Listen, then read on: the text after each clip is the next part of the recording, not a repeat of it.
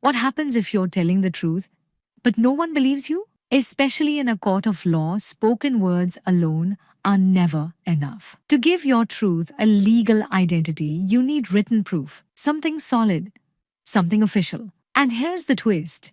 If you submit a written statement, even if it's false, the law may still accept it as truth unless you're caught. But beware, if you're found lying under oath, it's not just a mistake. It's a crime. A lie here can lead straight to jail. So, what exactly is an affidavit?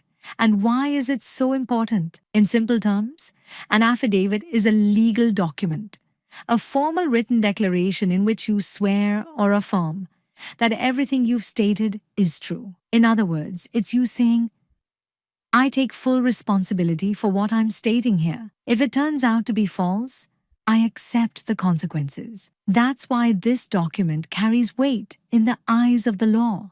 And lying in an affidavit isn't just morally wrong, it's legally punishable under perjury laws, which can even lead to imprisonment.